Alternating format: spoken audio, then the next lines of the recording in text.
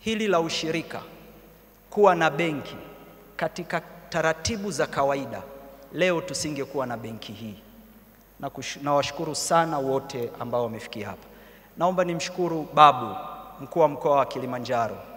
Nimshukuru mkuu wa mkoa wa Mtwara na ambaye sasa aliyekuwa mkuu wa mkoa wa Mtwara ambaye sasa yuko Ruvuma. Ninawashukuru sana kuibadilisha Tandaimba Community Bank kwenda kuwa Cooperative Bank ili benki hizi mbili ziungane. Ulikuwa mtihani, na siasa za kwenye korosho unazifahamu, ilikuwa ni shughuli kweli kweli. Lakini niwashukuru wana ushirika. Mheshimiwa Rais, ulivyoagiza ukasema 51% ishikiliwe na ushirika. Hatukuwa na shilingi wakati huo. Tulijifungia royo vyama vikuu vyote, kawaambia kwamba ni maelekezo ya rais haya, lazima tuwe na benki ya ushirika. Wana ushirika walikubali kutoa sehemu ya mapato yao ya tozo wanazozipata ili kujenga na kununua share kwa mara ya kwanza. Mkutano ule ulizaa makusanyo ya zaidi ya bilioni 12. Ninawashukuru sana vyama vikuu vya ushirika na walielewa dhamira ya serikali. Mheshimiwa Rais, naomba nitumie nafasi hii vile vile kukishukuru chama. Mheshimiwa Rais, na niseme tu mbele yako, mwenyekiti wa CCM wa sasa, leo tutakukabidhi hati yako na wewe kama shareholder wa benki hii. Ulinunua hisa wewe binafsi, lakini ndugu yangu Chongolo akiwa katibu mkuu wa CCM tulimfuata akanunue share, na nikamwambia bwana, nunua share ili kujenga uhalali wa hili jambo kwamba katibu mkuu wa CCM naye kanunua, yumo humu ndani, ni shareholder, na hili ilikuwa ni strategic choice. Namshukuru sana. Lakini katibu mkuu mstaafu Dr. Bashiru naye alinunua share akiwa kama backbencher ndani ya bunge ili kuweza, nilimwambia Dr. Bashiru, sasa wewe ni muumini wa ujamaa, benki ya wajamaa hii hapa, nunua share tukuone. Na kushukuru sana brother for that. Mheshimiwa Rais, leo tuna mark miaka 5 ya serikali ya awamu ya 6. Na ni vizuri ikaingia kwenye kumbukumbu. Binadamu Mwenyezi Mungu ametuumba, ametupa sifa ya al-insan kwenye mafundisho ya dini ya Kiislamu kwa jambo moja tu, sifa ya nasia, usahaulifu. Binadamu husahau. Hata leo tunazindua benki, hatuwezi kukumbuka kwamba miaka 40 wakulima walikuwa hawana benki. Baada ya wiki tutasahau. Lakini Qur'ani imetufundisha tukumbushane. Ndiyo amri ya Mwenyezi Mungu. Mheshimiwa Rais, nataka tu hadhira hii ielewe, umehutubia bunge mwaka 2021. Nchi hii haikuwa na subsidy scheme. Subsidy scheme ilitekelezwa ya mwisho na serikali ya awamu ya 4, na baada ya hapo mwaka 2017 ndani ya bunge likapitisha sheria ya kufuta mfuko pekee uliokuwepo wa kuwasaidia wakulima wa export levy. Ulivorudi wewe mwaka 2021, leo na mimi with confidence niko tayari mtu yote ani challenge.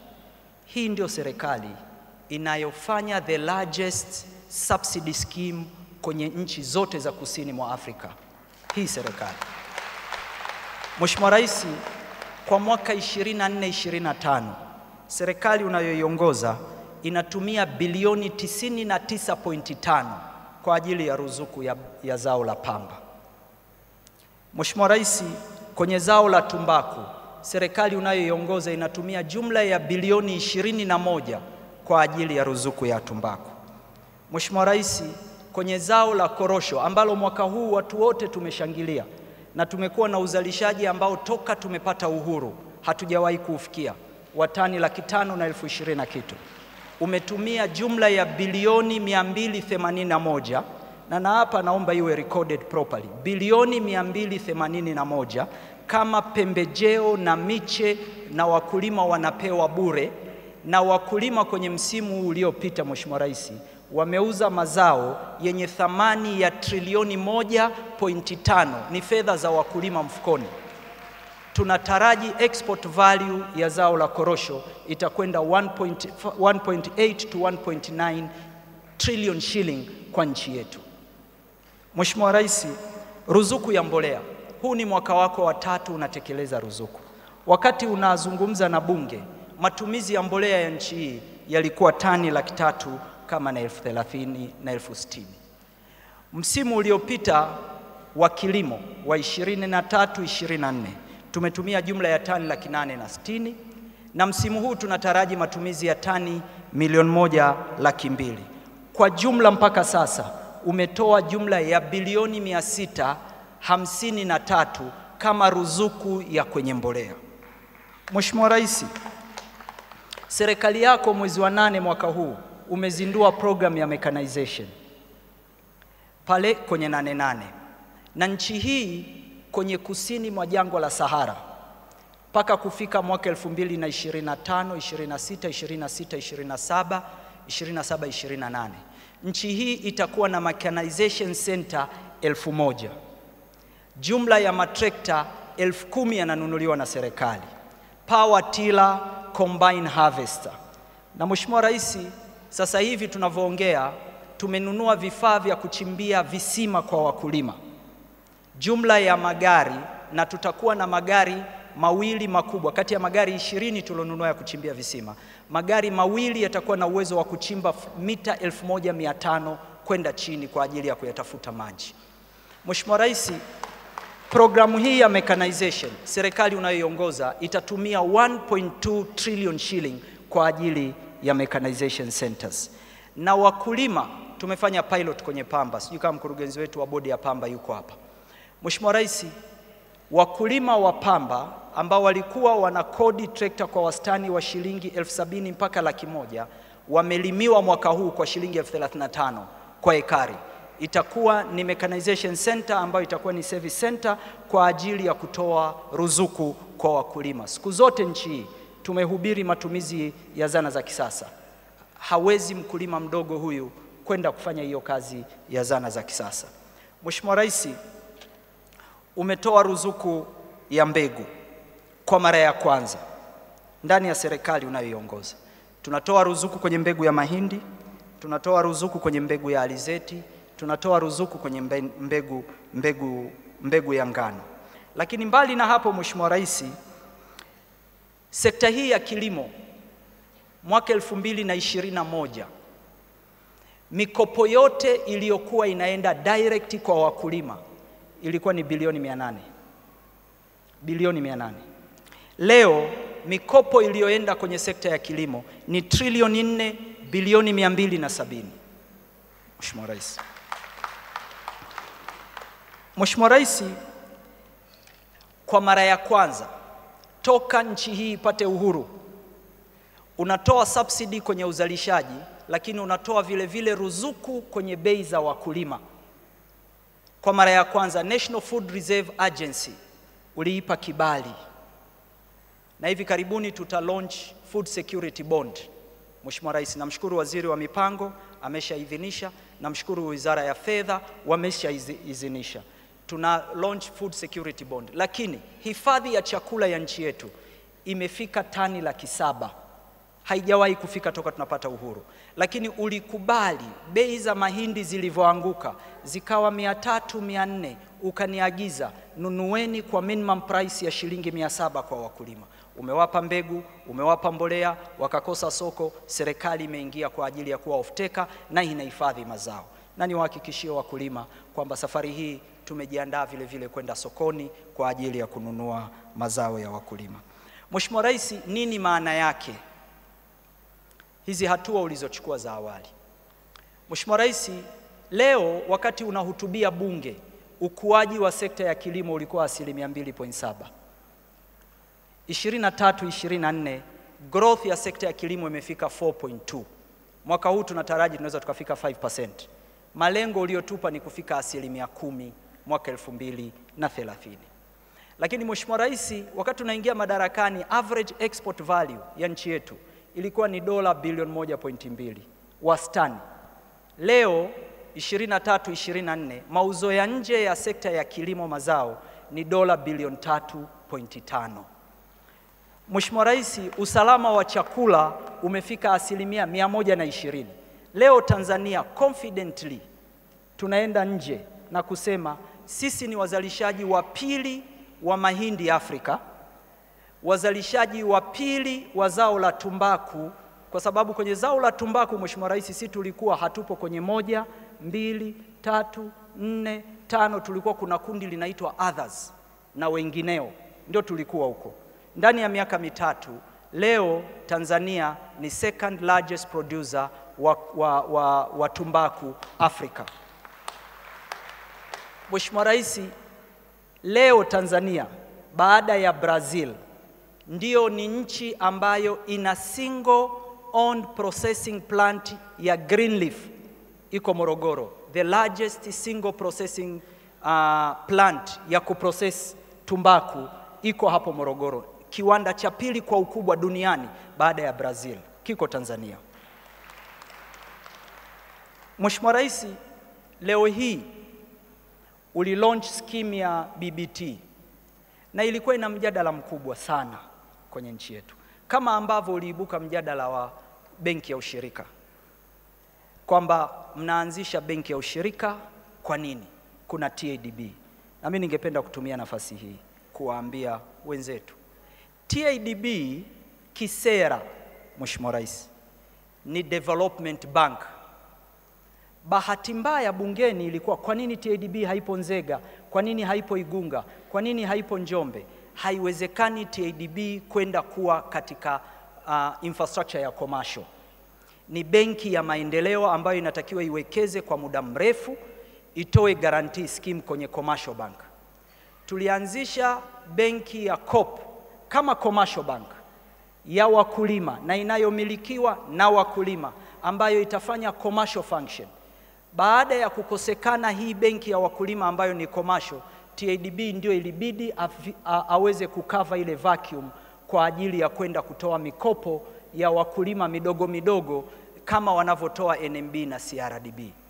Ujio wa benki hii, Mheshimiwa Rais, utairudisha TADB, na TRA yuko hapa ndugu yangu Mchechu, na gavana wa benki kuu yuko hapa, kwamba tutairudisha Tanzania Agricultural Development Bank kwenye mandate yake ya awali, ili iweze kutoa mikopo ya muda mrefu na nafuu kwa ajili ya infrastructure development kwenye sekta ya kilimo, na benki ya ushirika ifanye shughuli za kutoa short term loans kwa wakulima na mikopo ya pembejeo, ili tuweze kudiriski sekta hii ambayo imekuwa kwenye risk kwa muda mrefu. Mheshimiwa Rais, benki hii uliozindua leo, tunakushukuru sana kwa kukubali serikali kuwekeza 10%, lakini vile vile ukatoa 5 billion kuifanya washirika waweze kumiliki 51%. Tunakushukuru sana. Ombi langu Mheshimiwa Rais, ambalo naliomba kwa dhati kabisa, unatoa fedha za pembejeo, unatoa fedha kwa ajili ya mechanization, unatoa fedha za ruzuku. Sasa hivi irrigation infrastructure, serikali unayoiongoza, na namshukuru Awesu yuko hapa, namshukuru sana, kwa sababu uwekezaji wa sekta ya umwagiliaji kama hakuna alignment na mwenye maji ni mtihani. Namshukuru Awesu kwa kuwa flexible. Mabonde wamekuwa tayari kuturuhusu tu design miradi ya umwagiliaji kwenye mabonde. Tunatekeleza miradi 780 katika nchi yetu yenye jumla ya hekta 560,000, ambayo ni kila mwaka unawekeza almost 300 billion. Serikali unayoiongoza imeshaanza sasa hivi ujenzi wa mabwawa zaidi ya 114 katika nchi yetu kwa ajili ya kuvuna maji. Umetupa maelekezo na Awesu tutangaze mradi wa kujenga Ziwa Victoria kuja Dodoma kama gridi ya taifa ya maji, ili uhudumie binadamu, wanyama na mifugo.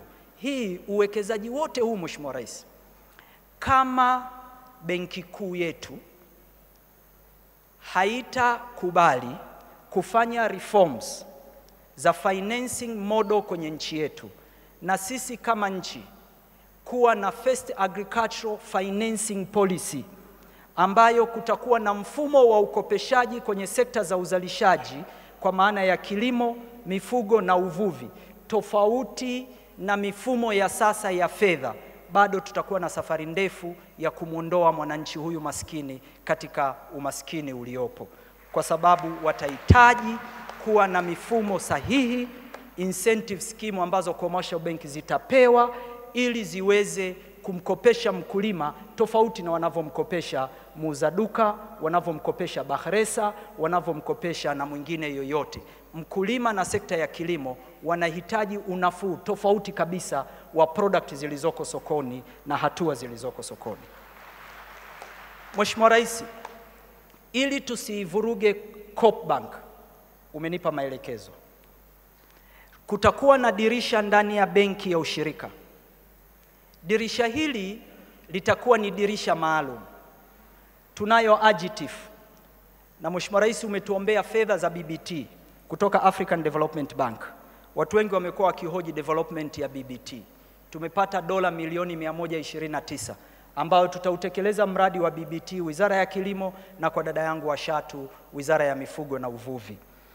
Programu hii Mheshimiwa Rais, wakati tuna design mradi tukaomba kuwe na window ya financing ya dola milioni 35. Fedha hizi Mheshimiwa Rais zitakuwa aggregated kupitia Agricultural Trust Fund, zitapelekwa kama window maalum ndani ya benki ya ushirika. Pale zitafanya kazi ya kutoa guarantee scheme na zitatumika kama equity fund kwenye miradi ya kilimo ili ziwe na riba nafuu tofauti na commercial lending ambayo benki ya ushirika itaendelea kuifanya kwa huduma zingine. Lakini mbali na hapo, kama wizara tutaendelea kutenga fedha za AGITF katika bajeti kuiwezesha AGITF kuwa na mitaji nafuu, ili hizo fedha ziende kwenye dirisha la Coop na Coop afanye kazi ya kuwakopesha wakulima kwa riba nafuu. Kwa sababu sasa hivi anachukua, na washukuru TADB wamewapa mfano 7 billion line, lakini wamewapa 7 billion kwa riba isiyozidi 7%. Technically hii riba ya 7% kama ndio wamechukulia fedha, wakienda kwa wakulima itaenda 12%, 13%, 14%, 15%. Tutakuwa hatujafikia lengo.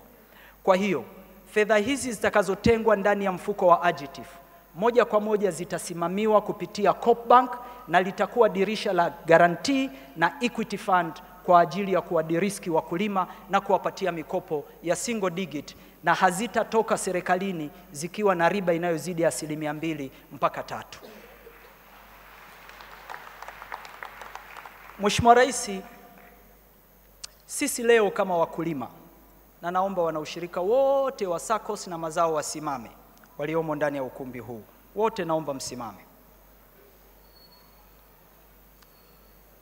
Mheshimiwa Rais, hawa ndio wenye benki hii by 51%, ndio wanaimiliki 51%, lakini hawa ndio wamebeba uchumi wa nchi hii wa kilimo, ndio wanaotuletea food security, ndio wanaotusaidia kuwepo na utulivu katika nchi yetu. Hawa ndio ruzuku zote unazotoa zinaenda kwao, na watu wengi wamekuwa wakiuliza rais anatoa wapi hela. Kwa mujibu wa katiba hii, custodian wa rasilimali za nchi hii ni rais, ndio Watanzania wamekukabidhi. Wewe ndio unaigawa keki. Naomba nitumie nafasi hii Mheshimiwa Rais kwa niaba ya wakulima kukushukuru sana kwa dhati kwa kuliona jambo hili na kuona wakulima kuwa ni watu ambao wanahitaji kupewa mkono ili waweze kupambana katika uchumi huu wa kibepari.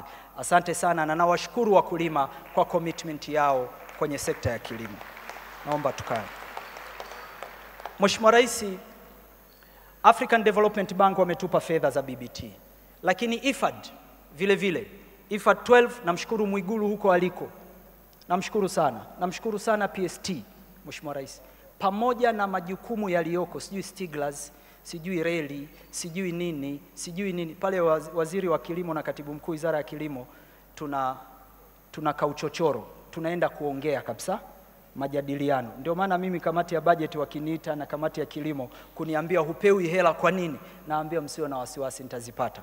Ninawashukuru kwa flexibility ya utayari. Saa ingine hawana fedha, wananipa karatasi, ninaenda kwenye commercial bank kuchukua fedha na tunarudisha. Wako hapa watu wa mabenki, na nataka niwaambie BOT wasiogope wakiona NFRA imekopa fedha, kwa sababu tuna capacity ya kulipa madeni. Tuna track record, leo ni mwaka wa 3, kila mkopo wa benki tumeulipa bila matatizo yoyote.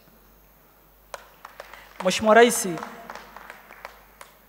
kidogo leo niko excited kwa sababu mjadala wa Coop Bank ilikuwa inaonekana ni jambo la uenda wazimu, yani haliwezekani, mnafanya kitu non-starter. Lakini tumie nafasi hii kumshukuru Majid. Namshukuru. Na yeye anajua CRDB kuwa shareholder ni mdau kama alivyo mdau mwingine. Yeye na TR wote ni mashareholder tu. Kwa hiyo influence ya CRDB haipo ndani ya Coop Bank. Coop Bank ipo kwa ajili ya kucomplement na kucompete na commercial bank. Tutahakikisha kwamba commercial banks ambazo tunashirikiana nazo zinakuwa na jicho la huruma kwa wakulima. Mheshimiwa Rais, sasa hizi BOT wana guarantee scheme zipo kule Benki Kuu. Uliwaagiza watenge 1 trillion kwa ajili ya sekta ya kilimo, lakini kuziaccess zile 1 trillion ni mtihani, kuzipata ni mtihani kweli kweli kwa procedure walizoziweka. Ndio maana nawashukuru kamati yako ya ilani. Kwenye ilani ya CCM bado haijatoka, lakini na mimi nafuatilia mchunguzi nafuatilia. Wameweka hoja ya kuwepo kwa agricultural financing policy ndani ya ilani ya Chama cha Mapinduzi. Tunawashukuru sana, namshukuru Kitila, namshukuru mzee Wasira akiwemo mule ndani ya ile kamati. Kwa nini tunataka kuwepo na agricultural financing policy? Haiwezekani leo wanatoa mikopo zaidi ya trilioni 30, access ya sekta ya kilimo ni 4 trillion, imeongezeka. Lakini sekta hii imeajiri 65-70% ya Watanzania, ina contribute 70% ya almost 60 to 70% ya GDP ya nchi hii, inachangia export value ya nchi hii, inachangia 128% ya food security ya nchi hii, lakini ku-access mikopo bado ni shida kwa wakulima. Tumeamua benki hii mawakala wote, na nawashukuru BOT kukubali vyama vikuu vya ushirika kuwa mawakala wa benki ya ushirika. Leo wakulima wote walioko kwenye vyama vya ushirika wanaweza ku-access huduma za kibenki kupitia ofisi zao. Wata deposit, wata withdraw, watapata huduma za insurance. Hizi zote zinawasogezea wakulima huduma karibu. Kwa hiyo benki hizi zote NMB, na nataka niwaambie hapa milango bado iko wazi, tutajadiliana namna shares zitakapokuja huko mbele, na wenyewe watanunua tu kwa sababu wameonyesha interest huko mbele, tutawapa access kwa sababu hatujamaliza shares. Atakaye access fedha, leo tumeanza tumbaku. Nimesema hakuna mnunuzi wa tumbaku ambaye hana akaunti kwenye benki ya ushirika. Haiwezekani trilioni 1, trilioni 2 zinapita alafu hawapitishi hata kidogo kwenye benki ya ushirika. Lazima na sisi tu benefit keki hii. Huko mbele tutakuwa tunajadiliana. Ombi kwa waziri wa fedha mbele yako, na sisi Coop Bank turuhusiwe kupata akaunti za serikali. Na Mheshimiwa Rais, umefika wakati kama nchi akaunti za serikali kumilikiwa na benki chache ziwe liberalize. Wao wanaleta tenda Wizara ya Fedha kusema kwamba mkitupa akaunti za TANROADS, mkitupa akaunti za TARURA, mkitupa akaunti za TANESCO, kwenye sekta za uzalishaji tutatoa huduma hii na hii na hii na hii, kwa sababu wamepata liquidity. Sasa hivi Mheshimiwa Rais utasikia tu na kaka yangu Mchechu anaenda kupokea dividend. NMB imetangaza profit bilioni 100, CRDB profit bilioni 100. Nina sasa haya manamba, wakati bado sisi maskini tuko huko hatu access huduma zao, ni mtihani. Kwa hiyo umefika wakati kuwe na competitive. Haiwezekani watumishi wa umma, na nataka niseme hii from my heart Mheshimiwa Rais, watumishi wote wa umma riski ni 0. Wanakopa kwa 15%, 16%, 18%. Anayeandaa payroll hazina, anaye transfer malipo hazina. Watumishi wote Mheshimiwa Rais ni first charge yako. Lazima tarehe 28 20 ngapi watu walambe hela yao. Sasa Kama watumishi wa umma wako 70% kwenye benki A, hiyo benki inapata faida nyingi mno kwa kuchaji 15% kwa watumishi wa umma. Ni sehemu gani ya profiti yao tunaiona kwenye sekta ya uzalishaji? BOT wana kazi kubwa ya kufanya reform ya financial infrastructure kwenye nchi yetu ili watu maskini waweze kutoka hapa tulipo. Mheshimiwa Rais, nakushukuru sana. Asante sana kwa kazi ulioifanya. Na sisi wakulima, Mheshimiwa Rais, mwenye chama chetu kimesha kuteua kuwa mgombea wetu, sisi wana CCM. Bado tunasubiri tume. Kwa hiyo tukifika Oktoba tunapopiga kura, si tunapigia kura ruzuku.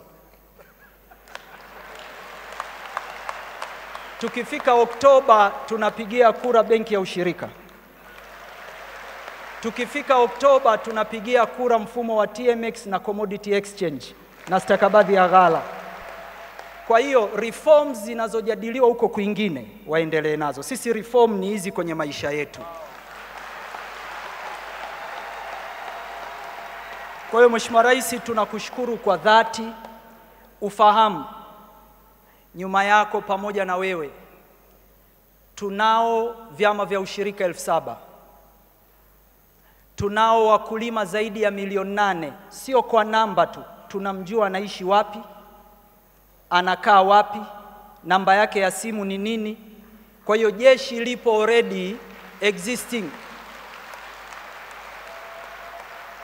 Dunia inazungumzia economic freedom, na wewe umekuwa champion wa economic freedom kwa maisha yetu. Leo hii wakulima, sekta ya kilimo inajadiliwa na kila mtu kwenye nchi hii. Ni mafanikio makubwa sana kwa kipindi kirefu katika nchi yetu. Tunakushukuru Mheshimiwa Rais, Mwenyezi Mungu aendelee kukupa afya njema. Hapa utatusaidia majukumu machache kabla sijakukaribisha. La kwanza, Mheshimiwa Rais, utashuhudia bilioni 5 uwasilishwaji wa hundi ya uwekezaji wa hisa za serikali.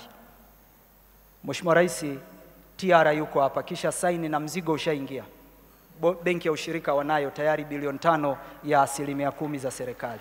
Kwa hiyo naomba utashuhudia Kamishna TR anakabidhi cheki hiyo kwa mwenyekiti wa bodi wa benki ya ushirika.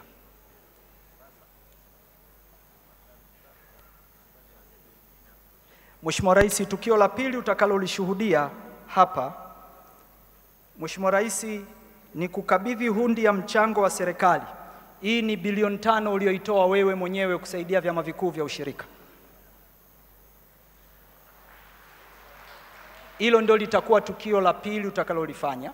Kwa hiyo tukio la kwanza ni TR kumkabidhi mwenyekiti wa bodi, lakini vile vile akiwa na DG wake TR anakabidhi bilioni 5 yako.